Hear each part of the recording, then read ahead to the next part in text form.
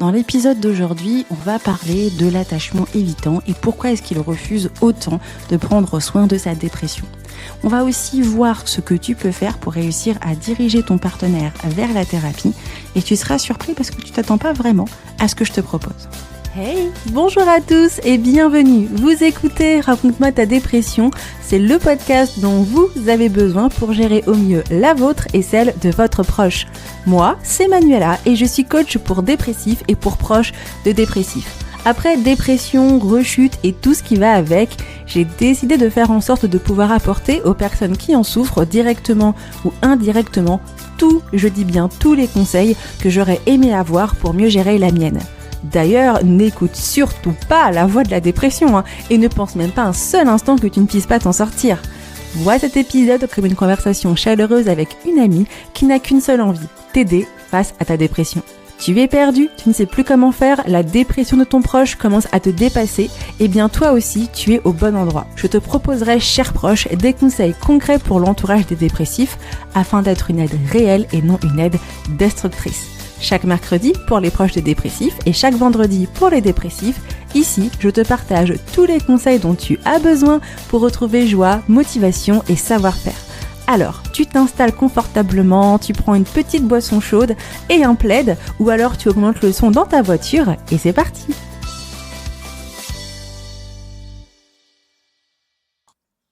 Bienvenue à toi dans l'épisode du jour, j'espère que tu vas bien. Je suis contente de te retrouver car aujourd'hui, on va parler encore une fois de refus de dépression. C'est vrai que toi, en tant qu'aidant, en tant que personne qui se retrouve avec quelqu'un qui souffre de la maladie, l'une des plus grosses difficultés, l'un des plus gros challenges est d'être face à une personne qui refuse clairement sa dépression. Nous savons qu'aujourd'hui, en 2025, la société a énormément évolué. On parle bien plus de santé mentale, on essaye de faire un peu d'efforts, même si je trouve que c'est léger. Mais ça, c'est mon avis personnel. Mais quand même, il y a beaucoup de choses qui sont faites. Le problème, c'est qu'il reste quand même encore certains, on va dire des gens qui résistent encore et toujours à l'envahisseur, qui ont une vision très particulière de la dépression. Ces personnes, ils sont les stigmates même de la société, ces personnalités qui sont très difficiles d'une certaine manière à aller toucher parce qu'on ne sait pas comment aller parler à ces personnes. On ne sait pas comment aller s'exprimer vers ces personnes. On ne prend pas en compte que ces personnes font partie de la société et on se retrouve avec une catégorie qui a énormément de mal à accepter la dépression. Bon, c'est pas un scoop. Si tu as vu le titre de l'épisode d'aujourd'hui, tu sais quelle est cette catégorie. Roulement de tambour. Ce sont les évitants. Un évitant, c'est une personne qui a appris dans son enfance que montrer sa vulnérabilité est un danger, montrer ses émotions est un danger, et c'est une personne qui a appris un petit peu à fonctionner par elle-même. Ainsi, ce sont des personnalités qui vraiment se fondent un peu dans la masse, dans la vie de tous les jours. Ce ne sont pas forcément des gens qui sont problématiques, mais quand ils se retrouvent face à la dépression, eh ben ça se voit. Parce que peut-être que toi tu le remarques, car c'est peut-être ton partenaire, ton parent ou un proche, ce sont des personnes qui vont mettre un très très grand retrait, beaucoup de silence, beaucoup de ça va alors que ça va pas. Ce sont des personnes qui vont se fermer énormément. On voit qu'ils sont fatigués, on voit qu'ils n'ont pas d'énergie, on voit qu'ils s'isolent, on voit qu'ils sont grincheux, ils se réfugient dans le travail, dans les écrans, dans le silence, et ça rend chèvre. Parce que ce sont des personnes qui refusent totalement l'idée même d'être en dépression. Oui, les évitants. J'en parle depuis maintenant 2 bonnes années sur le podcast, des personnalités dites évitantes qui sont des personnes qui malheureusement en fait sont vraiment des gens qui vont avoir la tête dure face à la dépression. Pourquoi est-ce que je parle d'eux ? Parce que je suis une personnalité évitante. Alors ouais, ça peut être un petit peu particulier, mais oui, à travers mon histoire et mon parcours et les tests que j'ai pu faire, c'est validé. Manu est une évitante. Et comme tout évitant qui se respecte, Manu a mis beaucoup de temps à comprendre sa dépression, beaucoup de temps à accepter sa dépression, beaucoup de temps à accepter l'aide face à sa dépression. Mais ce que je trouve un petit peu particulier aujourd'hui, avec le recul, c'est qu'en fait, on n'a qu'une seule et même stratégie pour aller approcher quelqu'un qui a besoin, en fait, d'une certaine manière, de traiter sa dépression. On y va en frontal. On lui fait comprendre que la personne, elle va pas bien, que la personne, elle a besoin que ça change. Et on y va un petit peu avec de la douceur, avec beaucoup d'amour, mais on y va dans un angle qui, d'une certaine manière, n'est pas possible d'être accepté par la personne qui souffre de dépression, surtout quand elle est évitante. ¿Por qué te vas? Eh bien, c'est ce qu'on va voir dans l'épisode d'aujourd'hui.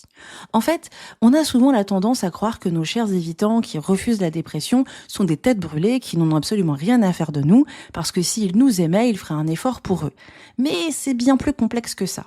Alors, j'en ai peut-être déjà parlé sur le podcast, mais il était temps que je fasse un épisode aujourd'hui pour remettre un petit peu l'église au milieu du village et exprimer vraiment un point important, qu'il est important de comprendre pourquoi un évitant refuse la dépression, pourquoi est-ce qu'un évitant refuse la thérapie, mais surtout que ça ne veut pas dire que l'évitant ne peut pas aller voir un thérapeute. Aujourd'hui, je suis Manuela, je suis thérapeute dépression, je parle tous les jours de dépression, et pourtant, même si je suis évitante, j'ai réussi à le faire. Alors, avec un fonctionnement qui est très différent, avec des angles d'attaque qui ont été différents et qui m'ont permis, moi, d'avoir l'aide nécessaire. Alors, c'est pas un scoop, c'est pas un secret de polichinelle, alors autant te le partager. Comme ça te permettra de pouvoir savoir comment tu peux guider ton évitant vers la thérapie. Même s'il est vrai que la dépression amène un déni sur de nombreuses personnalités, chez l'évitant, tu verras que c'est très intéressant de comprendre pourquoi ça fonctionne comme ça, et ça te permettra de bien mieux aider ton proche pour gérer au mieux la situation. Alors c'est parti, on rentre dans le vif du sujet. Que faire quand un évitant refuse sa dépression? Alors pour commencer, on va parler de la notion d'attachement, de la théorie de l'attachement. Parce que quand je me permets de dire que quelqu'un a un attachement évitant, c'est pas moi qui ai décidé ça. La théorie de l'attachement, elle explique la chose suivante très simple. Le parent a un job très important d'apprendre à l'enfant de nombreuses compétences. Et la manière dont le parent va répondre aux besoins de l'enfant va avoir sa manière d'être en relation de couple. Tout simplement. Quand le parent a bien répondu aux besoins émotionnels de l'enfant est sécure. Et quand le parent a fait ce qu'il a pu, mais c'était pas top, on va dire d'une certaine manière, eh bien ça va être insécure. Et nous, on va se focaliser sur l'insécure évitant. Souvent, ce sont des personnes qui ont grandi avec des adultes peu disponibles émotionnellement, des personnes qui ont montré quelque chose d'important. Si tu montres tes émotions, ça va se retourner contre toi. Ainsi, l'évitant, il a développé une stratégie, être autonome, silencieux et indépendant. Parce que si je montre mes émotions, je vais avoir en face de moi quelqu'un qui ne va pas être capable de les réceptionner et qui va me faire du mal. Ainsi, la personnalité évitante, c'est pas juste quelqu'un qui a décidé de te faire suer la race. C'est quelqu'un qui, d'une certaine manière, a compris que je dois me débrouiller seul. C'est une personnalité qui n'a pas appris à demander de l'aide. Donc, elle ne sait pas identifier ses émotions et c'est une personne qui ne sait pas se confier. De plus, c'est une personne qui a appris à se couper de ce qui lui fait du mal. Donc, elle va éviter tout ce qui pourrait réveiller une vulnérabilité. Ce qui est assez intéressant, c'est que là, ça c'est la description que toi je peux t'expliquer pour te permettre de bien comprendre la personnalité évitante. Mais dans la vraie vie, cette personnalité se fonde dans plein de comportements divers et variés et chacun va avoir son degré de niveau évitant. Bien sûr, l'évitant n'est pas conscient du tout de son fonctionnement. Pour lui, sa manière de faire est très très bien. Le problème qui va se passer, c'est que l'évitant a un fonctionnement qui devient automatique. Tant qu'il est dans le contrôle, machallah, tout va bien. Il n'y a pas de souci. Par contre, plus il y a de la pression, plus la personne se ferme. Plus on lui demande d'expliquer ce qu'elle ressent, plus la personne se couple. Et en fait, ce n'est pas une absence de conscience. C'est comme si tu veux un certain réflexe neurologique. Le système nerveux passe en système de survie, ce qui fait que tout ce qui est une émotion est une menace. Ainsi, l'évitant est quelqu'un qui se met souvent la pression, c'est quelqu'un qui est souvent perfectionniste, c'est quelqu'un qui ne sait pas parler de ses émotions. Quand on lui demande comment ça va, à part dire ça va, la personne n'ira jamais plus loin. Et ça peut être un homme comme une femme, de tout âge. Les évitants peuvent avoir 15 ans, comme ils peuvent avoir 77 ans. Vraiment, c'est très intéressant. Il y a un point très aussi important chez les évitants que moi j'aime bien partager quand je suis en thérapie avec eux, c'est que souvent ils ne se rendent pas compte qu'ils ont des parents défaillants. Et même des fois sur le papier, quand on est conjoint et qu'on voit nos beaux-parents qui soi-disant devaient être des beaux-parents qui ont créé des personnalités évitantes, ça se voit pas trop qu'il y a des trucs qui vont pas. Et du coup, on pourrait se poser des questions sur est-ce que vraiment l'évitant, il a pas un petit peu exagéré sur son histoire personnelle. Mais l'évitant, lui, ne va pas forcément toujours se rendre compte que sa famille est dysfonctionnelle. Et ça, c'est un point très intéressant à garder. Après, dans certains cas, l'évitant, c'est visible à 20 000 pieds. Le parent était violent, le parent était dur, et donc du coup, ça se voit. Du coup, l'évitant, d'une certaine manière, peut d'une certaine manière conceptualiser très simplement l'histoire familiale, expliquer les choses. Oui, moi, mes parents, c'était difficile comme ça. J'ai vécu ci, j'ai vécu ça. Ils peuvent conscientialiser les choses de manière intellectuelle, mais le problème, c'est que dès qu'on doit connecter aux émotions, il n'y a plus personne. Et du coup, c'est ça qui est dur avec l'évitant. Sur le plan intellectuel, il peut absolument comprendre beaucoup de choses, mais sur le plan émotionnel, ils sont à côté. Et ça, c'est notre problème en tant qu'humains. Les humains, nous fonctionnons beaucoup sur les émotions. Et donc, du coup, on a souvent tendance à aller se connecter à l'autre à travers la notion d'émotion. Mais l'évitant, lui, il n'est pas capable de se connecter en termes d'émotion, surtout quand il est dans une extrême vulnérabilité qu'est la dépression. Pourquoi est-ce que la personnalité évitante, elle a un souci aussi fort avec cette maladie ? Eh bien, parce que la personnalité évitante ne supporte surtout pas du tout, et ça c'est encore une fois inconscient, la vulnérabilité. Puisque depuis son enfance, elle a appris que montrer un besoin était dangereux. C'est quelque chose que j'ai beaucoup réfléchi personnellement, et que j'ai essayé de comprendre un peu dans mon histoire personnelle. Parce que sur le papier, moi, mes parents étaient pleins d'amour. En fait, j'ai une éducation un petit peu africaine, une éducation un peu carrée, où la partie émotionnelle n'était pas 100% présente. Ce qui fait que je me suis vite rendu compte, et je l'ai appris très vite, que dans la vie, il faut que je m'endurcisse, faut que tu sois dur, il n'y a pas de cadeaux, etc. Moi, j'ai grandi dans un environnement comme ça, de parents immigrés. Et donc du coup, forcément, dans mon enfance, j'ai compris que montrer un besoin, ça pouvait être dangereux parce que ça peut se retourner contre moi. J'ai pas été maltraitée, j'ai été remplie d'amour, mais on m'a appris à me préserver, me surprotéger et donc du coup ne pas être vulnérable. La dépression, c'est quoi ? On n'arrive pas à gérer ses émotions, on est en négativité totale, on est en souffrance psychologique, ça ne va pas du tout, on n'arrive pas à gérer notre vie, on n'arrive pas à gérer notre quotidien, il est négatif, dévalorisation, culpabilité, et j'en passe. C'est l'archétype même de la vulnérabilité. Et puisque la vulnérabilité est associée à la perte de contrôle, la dépression, c'est une perte de contrôle totale de sa race, de sa mère. C'est-à-dire que moi, ça a été le truc le plus dur pour moi, c'est que comme moi j'ai appris que dans la vie, je devais être en contrôle, quand on est face à la dépression, on perd le contrôle de soi. Puisque ce qui est dur avec la maladie, la dépression, c'est que c'est quelque chose qui vient faire dysfonctionner notre cerveau et dysfonctionner notre comportement. Je suis fatiguée pour rien, je suis très émotive, je suis très négatif et je me sens envahie et je me sens incapable de faire quoi que ce soit. L'envie de ne rien faire me pousse à être vulnérable à souhait. Le manque de motivation me pousse à dépendre de quelqu'un. En fait, la dépression même est l'expression de la plus grande difficulté qui peut m'arriver dans ma vie, être vulnérable. Voilà pourquoi la chère Manu a refusé la thérapie pendant près de 2 ans.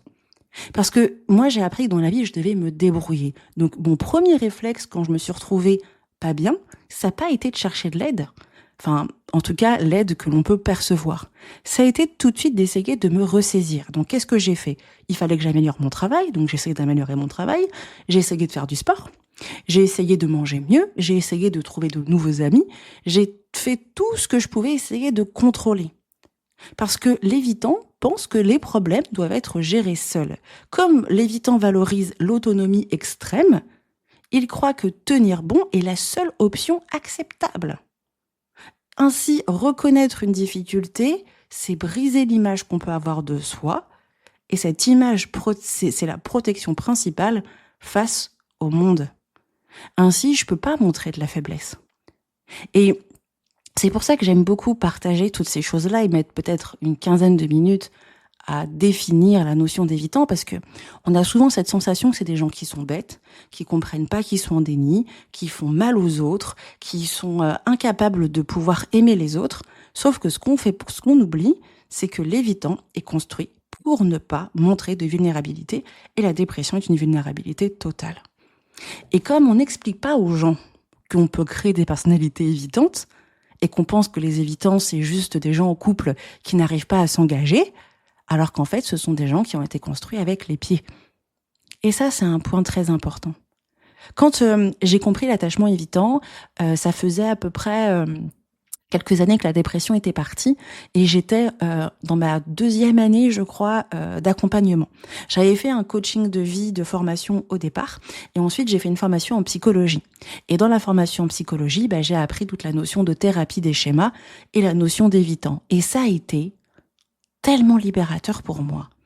Parce que j'ai jamais compris pourquoi moi, Manuela, j'avais refusé autant que ça d'aller voir quelqu'un. Pourquoi est-ce que quand moi j'étais en séance de thérapie, j'étais capable de mentir? Pourquoi est-ce que j'étais pas capable de tout dire? J'ai aussi compris pourquoi je suis quelqu'un qui ne me confie jamais. Je ne parle pas de mes problèmes aux gens. Ou quand je parle de mes problèmes, je les parle de manière trop structurée. Je ne suis pas dans l'émotion. Même si les gens disent que je pleure beaucoup, tu demanderas à mon entourage, les gens disent « Ouais, Manuela, elle pleure beaucoup ». Non, Manuela, elle pleure parce elle trouve quelque chose qui est beau. Elle va pas pleurer parce qu'elle est pas bien. Eh ben non, ça va pas se voir. Et donc du coup, en fait, j'ai tellement appris à cacher mes émotions profondes que quand la dépression est arrivée, et on est un peu d'accord, nous les évitants, on est un peu... j'aime pas le dire, mais on est un peu la cible la plus sensible de la dépression. Des gens pas capables de montrer leurs émotions, incapables de montrer leur vulnérabilité et dans l'autonomie extrême, c'est la place parfaite pour la dépression. Et donc du coup, étant donné qu'on parle pas de ce qu'on a vécu, qu'on ne va pas dire aux gens ce qu'on a vécu, on arrive à s'adapter. Nous, les évitants, on voit souvent qu'on est évitant, soit depuis le début, il y a des gens, ça se voit tout de suite, mais il y en a, ça se voit pas du tout. Moi, mon conjoint a été très surpris de découvrir certaines parties de mon comportement une fois que la dépression est arrivée. Même moi, j'étais persuadée que j'étais une petite anxieuse qui avait besoin de son doudou. Que dalle! Moi, j'ai besoin d'espace, j'ai besoin de distance, j'ai besoin qu'on me foute la paix. Et ça, on ne s'en rend pas vraiment compte non plus. La dépression vient aussi mettre en évidence le côté évitant. Alors, quand on comprend tout ça, on comprend qu'aller voir quelqu'un et lui dire « Écoute, t'es vraiment pas bien, il faut que t'ailles voir quelqu'un », c'est dire à un évitant « Écoute, t'es vulnérable, t'as intérêt à montrer à quelqu'un d'autre ta vulnérabilité. » Ou alors, c'est te dire à toi tout simplement « Écoute, t'es tout nu, va te balader tout nu dans la rue et tu pourras prendre des vêtements. » Non, tu vas tout nu dans la rue et puis tu vas prendre les vêtements en bas. Si, tu peux aller nu, pourquoi t'as peur? Les gens sont nus dehors, c'est pas grave. Tu vois le truc, en fait, c'est que tu vas mettre l'évitant dans une posture où son cerveau n'a jamais été construit pour réceptionner. C'est comme si je te disais d'aller te balader nu dans la rue, là, tout de suite en France, sauf si tu aimes le naturisme, mais en général, on n'a pas envie. Parce que c'est quelque chose qu'on a compris comme... Là, je vais pas montrer ma vulnérabilité aux autres. Même si j'ai un corps de déesse, ça peut se retourner contre moi pour de l'exhibitionnisme. C'est pareil pour l'évitant. La vulnérabilité, c'est comme si on lui disait d'aller se balader nu dans la rue demain, ou même tout de suite. Ça veut dire que aller voir l'évitant et lui dire « Va te balader nu dans la rue, tu verras, ça te libérera et tu pourras progressivement sortir de tes problèmes », ça peut pas marcher. On peut pas aller voir un évitant et foncer tête baissée dans la manière dont on a toujours parlé à quelqu'un en termes d'émotion. Ça ne marche pas. C'est pour ça que c'est important de comprendre tout ça. Comprendre ces points, c'est vraiment essentiel car la réaction de ton partenaire n'a rien à voir avec toi, ni de la qualité de votre couple. Son refus de vulnérabilité vient de son fonctionnement qui est ancien et qui est très personnel. Et ça, c'est ça qui est intéressant. Maintenant, La question qu'on doit se poser, c'est comment est-ce qu'on peut changer notre manière de faire pour diriger l'évitant vers la thérapie? Ah ben, on n'est pas là sans raison. Manu, elle n'est pas là sans raison. Eh bien, comprendre un évitant, c'est comprendre que dans notre manière de faire les choses, on ne peut pas en fait aller vers la personne en frontal. Diriger un évitant en lui disant « va voir un thérapeute, ça te fera du bien », c'est montrer de la vulnérabilité. Les demandes directes ne fonctionnent pas. C'est vu comme de la pression et du coup, ça ne sert à rien. Par contre, ce qui peut être intéressant, c'est de pouvoir commencer par parler d'une manière plus concrète, une manière plus simple qui ne sera pas pour mettre en place de la vulnérabilité. On peut réussir en fait à mettre les choses en nous sortant de l'émotionnel et en ayant tout simplement la pensée de « je vais te parler » sans toucher ta vulnérabilité. Par exemple, on va commencer avec « je vois que tu dors mal ». C'est un fait.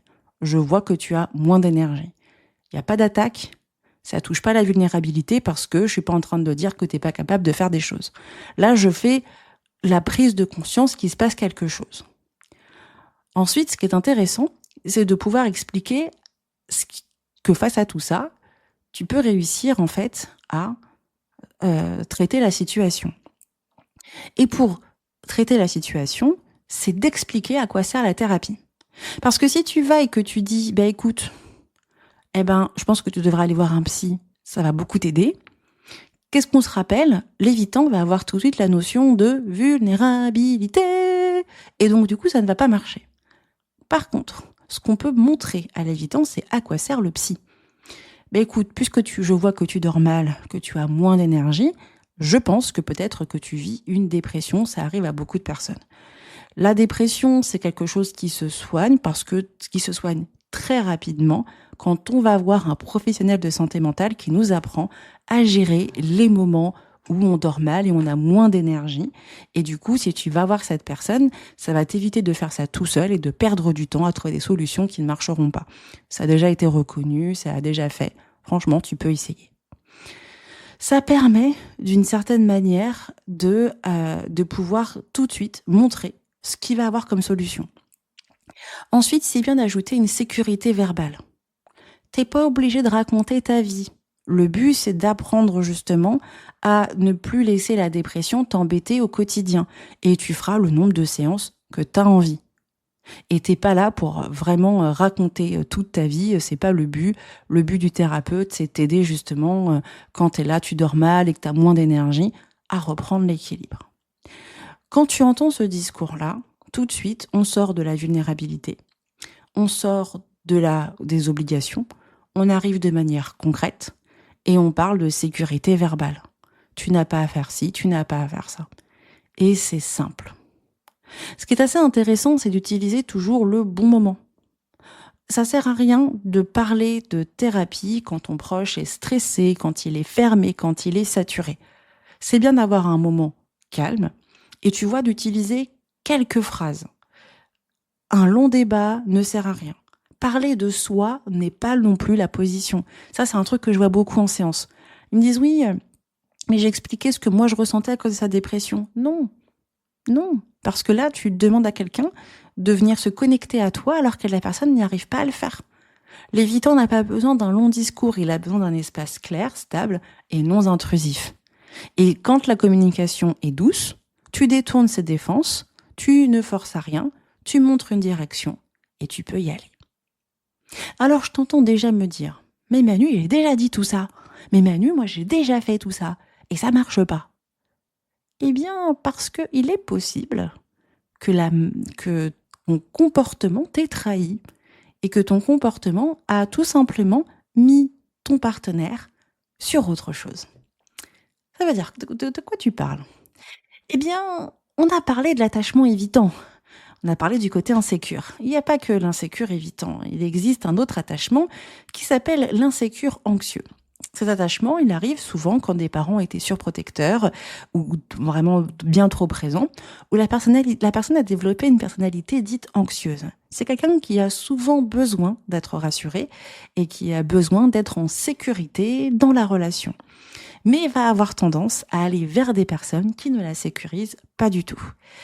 Et un couple anxieux évitant, ce sont deux personnes qui d'une certaine manière se rejoignent parce que vous avez souvent une blessure commune, la blessure de l'abandon qui s'exprime chacun à sa manière. Et donc du coup, il y a une connexion extrêmement forte qui se fait entre vous deux. Mais le comportement de l'un et l'autre active du coup des comportements automatiques qui font peur à l'un et à l'autre. Ainsi, tu peux avoir mon super discours de tout simplement dire les choses, mais être dans tout ton comportement, dans ton côté insécure, anxieux. Avoir ton anxiété qui te trahit, ton anxiété qui te parle, ton anxiété qui dépasse les choses, ton corps qui partage des trucs. Tu as dit tout ce que tu voulais à ton partenaire, t'es super content, t'as eu la phrase de Manu, mais 10 minutes plus tard, t'as besoin de connexion, de passer du temps ensemble, t'as besoin de textos, t'as besoin de choses, et du coup, tu vas attraper la personne et lui pomper son énergie. Ou alors peut-être que tu ne feras pas de connexion, mais dans ta manière d'être, ta distance, ta manière de faire, etc., eh ben, l'évitant, il va plus se concentrer sur ton comportement que sur ce que tu as dit. Par exemple, ce que moi je vois beaucoup en séance, c'est que c'est bien de dire les choses, mais si tu as un côté maternant ou paternant, bah, tout ce que tu dis ne sera jamais écouté.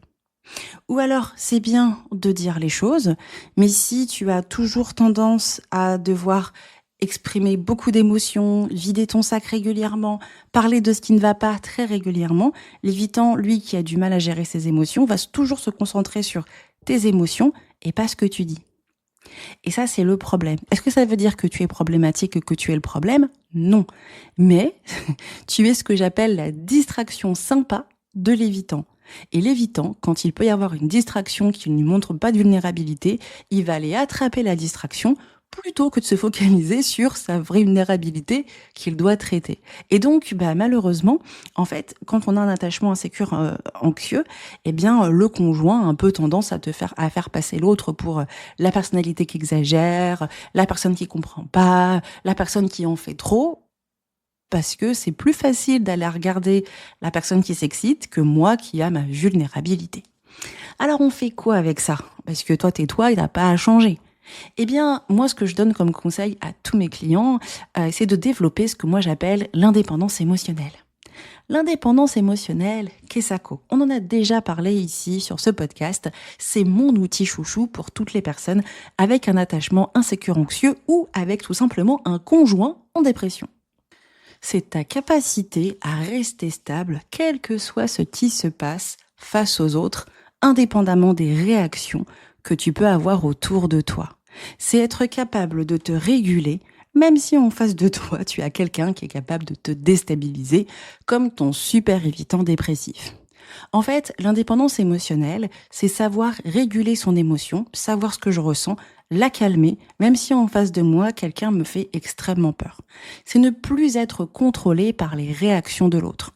Il s'éloigne, il parle plus, on comprend pas, on reste pas en crise et on va vers la personne. C'est reconnaître ses besoins sans s'effondrer, c'est savoir se sécuriser, se rassurer, sortir du réflexe « je veux sauver l'autre » et être capable de se choisir et de rester adapté. En gros, on devient son propre appui.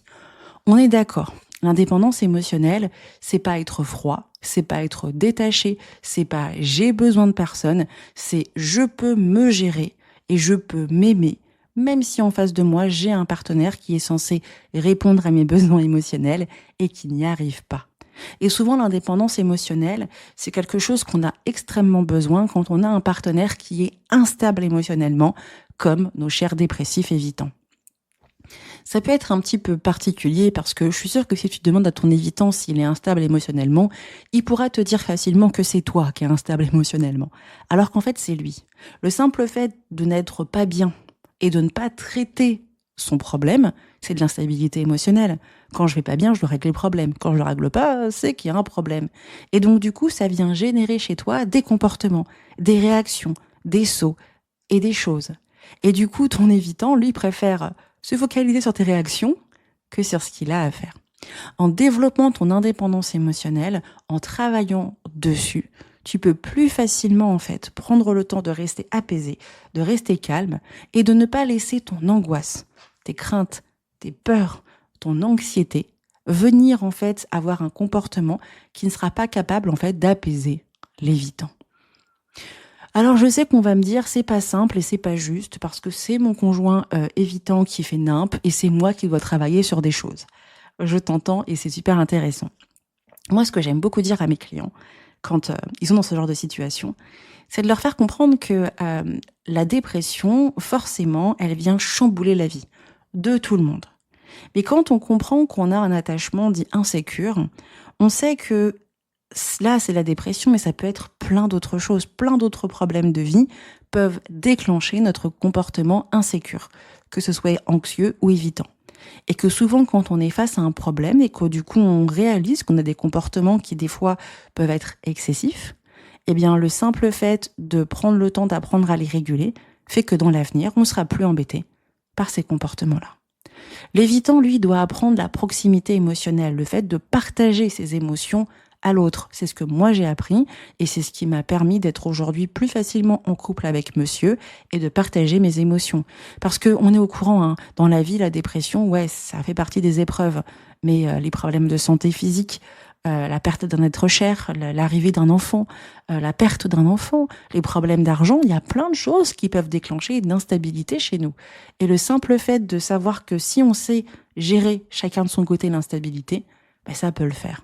Alors ouais, si tu as un attachement insécure anxieux, tu peux prendre le temps d'apprendre à développer ton indépendance émotionnelle.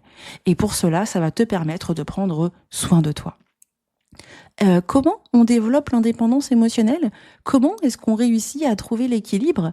Alors, dans l'épisode d'aujourd'hui, je voulais vraiment parler de l'évitant et de ce qu'il pouvait faire. Dans l'épisode de la semaine prochaine, on parlera de l'indépendance émotionnelle. On parlera justement de ce que tu peux faire pour prendre le temps de la développer, ce qu'elle signifie et ce que tu peux faire dans ton quotidien. Ça te permettra de pouvoir prendre soin de toi et de t'aider à gérer au mieux la situation. Si actuellement ton partenaire en dépression est dans un refus total de thérapie et que tu es content de savoir que en parlant mieux avec ton évitant, eh bien tu peux réussir en fait progressivement à l'aider, mais que tu es un petit peu dépassé, n'hésite pas à réserver un appel découverte avec moi. Je pourrais t'aider à mettre en place un cadre plus structurant pour t'aider tout simplement à montrer à ton partenaire comment eh bien il peut sortir tout simplement de la dépression et comment on peut lui partager ce que je t'ai dit. Tu peux revoir dans les notes de cet épisode toute la section sur comment est-ce que je peux faire pour diriger mon proche vers la thérapie. Si j'ai parlé d'indépendance émotionnelle, c'est aussi sur le fait que parler à quelqu'un qui a un attachement évitant, c'est aussi comprendre qu'on doit avoir un comportement aussi face à cet évitant. Le simple fait de lui laisser son espace, le simple fait de ne pas être trop sur la personne, lui permet aussi d'aller là-dessus. Et quand je dis d'être trop sur la personne, c'est sur une partie émotionnelle. Quand on me dit, bah oui, mais je le vois pas toutes les semaines, ça, c'est pas ça être trop sur la personne, c'est sur la partie émotionnelle. Alors on verra tout ça la semaine prochaine, donc reste connecté, je suis sûre que l'épisode de la semaine prochaine sera très intéressant et te partagera des points super importants sur comment développer l'indépendance émotionnelle.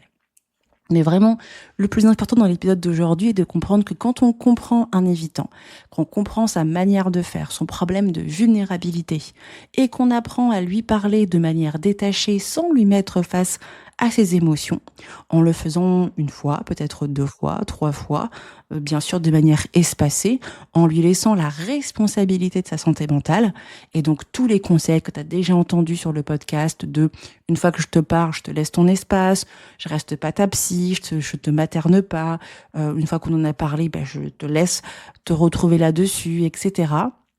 Une fois que j'ai mis en place toutes ces choses, eh bien, on peut amener progressivement notre évitant vers la thérapie. C'est sûr que c'est pas quelque chose qui se fera en 5 minutes. Ça demande du temps, de l'application, de la patience, mais ça peut vraiment se faire. On a vu beaucoup de choses dans l'épisode d'aujourd'hui, n'est-ce pas? Eh bien, ouais. C'est intéressant de comprendre que l'attachement évitant t'aide à voir que le retrait de ton partenaire n'est pas dirigé contre toi, mais lié à son fonctionnement qui vient de sa propre construction. Le simple fait de comprendre pourquoi est-ce qu'il refuse la dépression et montre que la vulnérabilité lui fait peur, va te permettre de te rendre compte que tu n'es pas le problème. Ainsi, utiliser une communication qui est simple, non intrusive, ça lui ouvre la porte vers la thérapie sans créer de résistance. En développant ton indépendance émotionnelle, eh bien, ça te permettra sincèrement d'apprendre à mieux gérer la situation et bien sûr pouvoir faire en sorte que quand tu parleras à ton évitant d'aller vers la thérapie, eh bien, qu'elle se concentre sur soi-même et pas sur toi, sur la partie émotionnelle. Et c'est ça qui est vraiment top. L'indépendance émotionnelle te permet vraiment de ne pas te sacrifier, ne permet vraiment pas de te mettre de côté. Alors, je suis sûre que l'épisode de la semaine prochaine sera vraiment là pour t'aider. Merci à toi d'avoir écouté l'épisode de podcast jusqu'au bout. J'espère sincèrement qu'il t'a plu. Et moi, je te dis à la semaine prochaine pour un nouvel épisode. Ciao!